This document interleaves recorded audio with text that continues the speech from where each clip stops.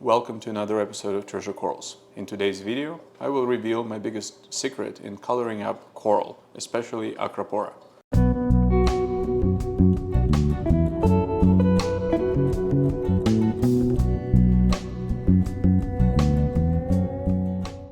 I don't want to go all clickbaity on you, but as some of you have already guessed, there is no real secret other than doing large water changes and not messing with the chemistry too much.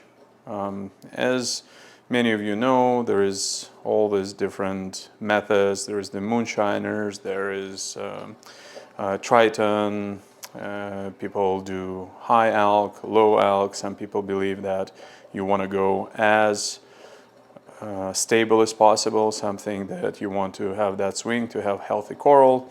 But I think that pretty much all of them would work as long as you pay attention to the tank. The thing that I wanted to point out is that for me, and many of you have been following my channel for probably close to 10 years now, know that I have experimented with every coral supplementation under the sun. I've listened to numerous podcasts where people talk about the merits of a particular trace element or phosphate or nitrate addition. Maybe it's the coralline Zucht or I don't know. There's just so many different things. And I followed a lot of them. I've also done religious coral feeding, where I would do those very fancy concoctions of, I don't know, 6-7 different coral foods, amino acids. I've done everything. And at one point, I just said, well, I actually listened to a podcast of Reef Bum. So Reef Bum was interviewing one of the people I really admire, and that is Jason Fox. I think this guy really walks the walk, and when he says something, I do listen.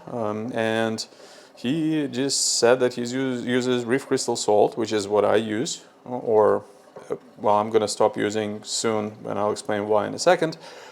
And he just does large water changes and doesn't do anything else. And I was thinking, well, come on, like you need all those, to bring out the blues, you need this element, to bring out the red, you need something else, you need iron, iodine, and I've done it all. And at some point I was thinking maybe I should do what Jason was saying. And about, I would say, 5-6 months ago, I just stopped dosing everything. I didn't dose any coral food. I did not dose any trace elements. I just increased the water changes and just let it be. So all the summer, I was not doing much, which has freed up a fair bit of my time. I did go through a lot more salt, but here we are. Now, if you're watching this video and saying, oh, this guy is just showing us some LPS, well, let's blink. Oh my God, there is also some SPS, and some of them are pretty colorful. So yes, this primarily was my little secret to color up my Acropora. And we're gonna start with this display tank, but the really cool stuff is gonna be in the farm, which we're gonna see in just a couple of minutes. But let's take a look at the orange passion. You've got fox flame right over here. I think it's a pretty picture perfect fox flame right there. Right next to it is the rainbow loom. Well, some photobombing as well, but here is rainbow loom. You've got really good colors. This is Little Red Ferrari, and keep in mind right now I'm shooting it under probably 12K, so it's a lot more of a daylight look. And again, you can look at my videos where I show you this tank under bright blue light as well. But my point is, no dosing, no ICP tests, none of that stuff, no tweaking. I've done some ICP tests, but I'm not tweaking any individual parameters based on those ICP tests. I still think that there is value in doing an ICP test, and I plan to do one today just because I will be switching salts. But this tank has been running under Reef Crystals salt for 3 years. This particular edition has been running for just over a year now, and same, water quality, everything, and you can see things are as good as they get. Just look at this hologram Monty right here, or the goldenrod, or the red dragon or purple dragon, whatever that is. Everything is looking pretty spectacular in my opinion. This is pretty much picture perfect. Now, some corals you can see are, like look at this Marvin the Martian. Probably one of my favorite corals as of recently. Just gorgeous with those polyps coming out. So everybody's doing good, and I'm not dosing anything. If somebody is going to comment on my Forest Fire Digi, this one is always closed off, and that's why it doesn't look that exciting, but the same water quality is in my farm, and it is actually doing super well. It's bushy and happy. Just, I guess, the nature of the beast. Having said that, let's actually take a look at the farm just after we admire some more of those colors right here. So all of this, no dosing of anything for the past 5-6 months. And before this, I was experimenting with coral food and trace elements, and other than some outbreaks, or even with the aminos, some outbreaks of either bacteria or maybe some snails, you name it, I did not really see a lot of change. Look at this guy right here. Tell me if this is not a healthy looking coral that has vibrancy and maturity and saturation. Everything is in this coral looking picture perfect in my opinion. Okay, let's take a look at the farm. And here we are in the farm. And as you can see, the same Forest Fire Digi looking pretty good. You got tons of red polyps coming out. Same on the frags. Speaking of frags, here is Marvin the Martian right over here, and here's Fox Flame and a little red Ferrari. You can see him over here as well. Everybody's looking picture perfect when it comes to colors, and simple corals as well are looking pretty good. This is the teal bird's nest. We've got tons of different Monties, and you've got needle in a haystack. You've got Palawensis. I think this is Tyree undata right over here.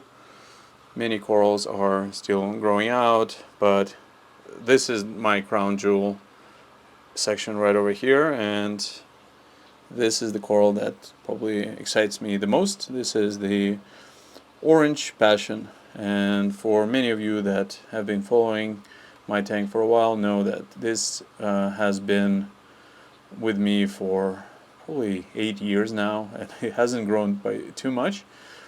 For other reasons, like it would grow and then something would sting it, or it would just break off a piece, or you name it. But look at the color. So this tank is all connected, so I have not dosed anything in the last 5-6 months. Not a single thing. And yet, this is as picture perfect as they would make it when they show you what a particular trace element or a particular KZ element does. Let's take a look at a few other corals. I think everybody is doing quite well. You can kind of see the same without it. So that is my farm. And yeah, some corals they need a little bit of trimming. Some need to be cleaned up a little bit, but my point is, in terms of the colors, I don't think anything has looked as good as this in all these years of me keeping reef. Now, I'm sure that if I were to start adding something, I'm sure the system is missing something because corals are hungry and they are eating and they're requiring some parameters. So maybe if I were to introduce a particular element or nutrient, maybe things would be even better for some corals. But if you're just chasing even this level of success, maybe what I'm doing is going to help you. I just do large water changes. There's 2 vats of salt water and fresh water right over here. It's automatic water change. Now I'm switching from reef crystals to fauna marin because of this horrible residue. This is what I've been getting with reef crystals all the time. I want to try a few things. I want to try to see if switching to fauna marin will keep these vats clean.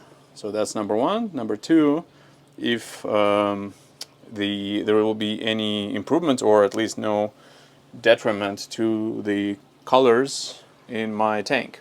And so that I won't get called out on, I don't know, some other things I haven't thought of, I will try to do an ICP test today. So I will take, right after this video, I will take a water sample from the tank as it stands right now.